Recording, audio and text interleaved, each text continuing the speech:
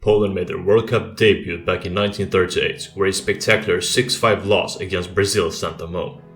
It would take 36 years before they made another appearance on football's greatest stage. Poland's World Cup triumphs were worth that hiatus though. Poland didn't enter qualification for the two subsequent World Cups following the 1938 edition, but 1958 saw them return. The Soviet Union and Poland finished on equal points, and a playoff in Leipzig decided who was going to Sweden in 1958. The Red Army proved too big of an obstacle for the Eagles, winning 2-0. In 1962 qualification, Yugoslavia did the same. Qualification for the 1966 and 70 Cups saw little improvement, as they still failed to win their groups. Poland too often stood on the threshold of the World Cup, barely failing to cross it. This threshold seemed even more distant after their opening match of 1974 qualifying, where two Welsh goals reigned supreme. Wales' big brother to the east was next in line, England. If Poland couldn't stand their ground against Wales, the Three Lions would surely be an insurmountable obstacle, right? One would be forgiven for believing that, but Robert Gardusza gave Poland the lead in the 7th minute. 2 minutes into the second half, Lubanski proved it wasn't just luck, as he doubled their lead and assured victory. Poland had qualified for the World Cup for the first time in 36 years. By all accounts, they found themselves in the most difficult group, sharing it with Argentina and Italy. But Poland's triumph at the Munich Olympics 2 years prior was cause for optimism. Debutants Haiti somewhat mitigated that difficulty without making the group easy. Although it was before Maradona's era, this Argentinian side was one of the best in the world. But Poland had a dream start, scoring 2 goals before the 9th minute and ultimately winning 3-2. This was followed by a sensational win against Haiti. Why was a victory against the unfavored Caribbean side sensational? Because the Poles won 7-0. Next in line, Italy. Just like they had done in the previous 2 matches, Poland scored the first 2 goals. Fabio Capello's 85th minute goal just served as consolation for the Azzurri. Yes, that Fabio Capello. Sweden, who defeated Uruguay 3-0 and held the greatest ever Dutch side to a draw, was Poland's first opponent of the second group stage. Winning this group would put them in the final. Finish as runners-up, and they would have to settle with a 3rd place playoff. Lazzo's winning goal right on the stroke of half-time gave Poland just the start they had hoped for. The white and red subsequently triumphed 2-1 against Yugoslavia, the reason the Poles were not present at the 1962 World Cup. Poland's next challenge would prove their most difficult yet. Their opponent was the host, and not just any host, West Germany. Despite a brave performance, Gerd Müller in his prime proved to be the difference between the two nations, as his goal made sure Die Mannschaft were victorious. However, the prospect of winning bronze motivated the Poles to keep morale up, even though the sheer greatness of their opposition would have been enough to make any team tremble. Reigning world champions Brazil. Against all odds, Lazzo scored Poland's winning goal as the final 15 minutes were approaching.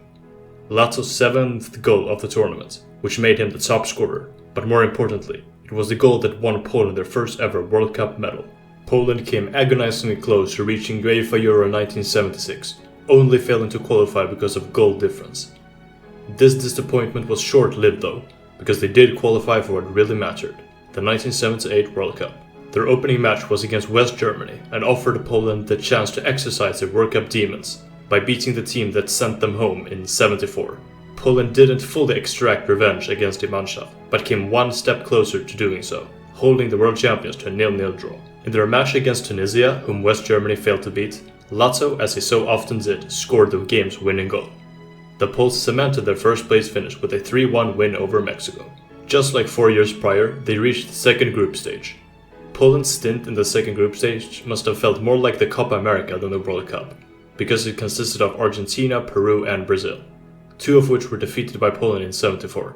But a lot can change in 4 years, which La Albiceleste and Seleção proved with their comfortable wins against the Poles. Their win against Peru just served as consolation. This World Cup was over for Poland. Poland's pattern of narrowly missing out on the Euros persisted in 1980 qualifying, obtaining 1 less point than required. Fortunately, they also maintained their World Cup pattern, winning every match during qualification. Certainly from one of the easier groups, but it was an impressive performance nonetheless. Their 1982 World Cup group contained familiar faces, namely Italy and Peru, both of whom Poland had beaten at previous cups.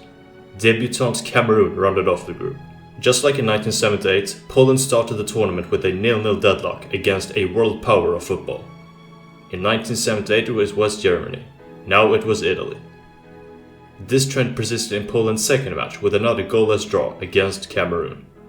Peru, eager to redeem themselves after their loss in 1978, was the final hurdle. Victory was Poland's only option if they wanted to keep their World Cup dream alive.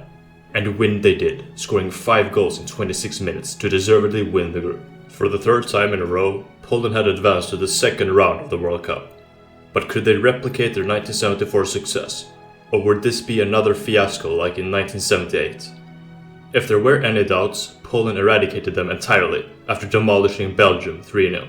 Their third goalless draw of the tournament against the Soviet Union secured Poland a place in the semi-finals. West Germany, Italy, France and Poland, the 4 best national teams in the world. The Poles were once again poised to take on Italy, a team they had a good track record against. But something happened, maybe something psychological.